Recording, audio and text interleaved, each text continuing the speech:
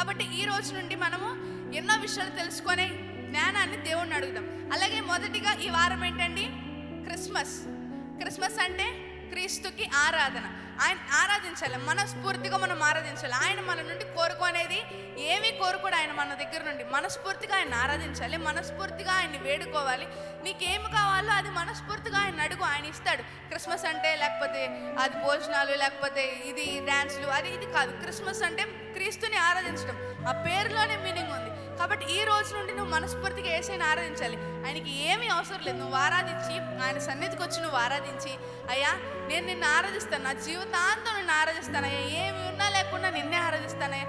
Christmas రోజే కాదు, ప్రతిరోజు నిన్ను ఆరాధిస్తానని చెప్పి నువ్వు యేసయ్యతో చెప్తే యేసయ్య ఎంత ఆనందపడతాడంటే ఆయన ఆనందానికి హద్దులు ఉండవు అనమాట. ఆయన ఈ లోకంలోకి వచ్చి మనందరికి ఎంత సంతోషం ఇచ్చాడో అంతకంటే గొప్ప సంతోషం ఆయన అనుభవిస్తాడు అనమాట పరలోకంలో, నువ్వు చెప్పే మాట బట్టి. ఎందుకంటే మనము ఆయన బిడ్డలము.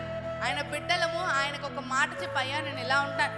ఈ లోకంలో బిడ్డలే, అమ్మ నేను పెద్దయ్యకి నేను ఇలా చూసుకుంటా, లేకపోతే డాడీ నేను పెద్దయ్యకి ఇలా చూసుకుంటా అని పిల్లలు చెప్తేనే తల్లిదండ్రులు మురిసిపోతారు. అదే నువ్వు నీ పరమ తండ్రి అయిన దేవుడికి చెప్తే, అయ్యా జీవితాంతకాలం ఎన్ని కష్టాలు వచ్చినా నీతోనే ఉంటానయ్యా, ఎవరేమన్నా నీతోనే ఉంటానయ్యా అని చెప్పి ఒక చిన్న పిల్లలాగా ఆయన ముందు చెప్తే ఆయన ఎంతో ఆనందపడి నీకు కావాల్సినవి నువ్వు అడగకముందే నువ్వు ఆయన ముందు, అయ్యా నాకు ఇది కావాలని అడగకముందే ఆయన నీకు చేస్తాడనమాట. కాబట్టి ఈ రోజు నుండి ఏం చేద్దాం, మనం యేసయ్యని అడుగుదాం, అయ్యా నాకు ఇది కావాలి, ఇది నాకు జీవితంలో జరిగించండి అని అడుగుదాం. క్రిస్మస్ అంటే క్రీస్తుని ఆరాధిద్దాం, మనస్ఫూర్తిగా ఆరాధించాలి.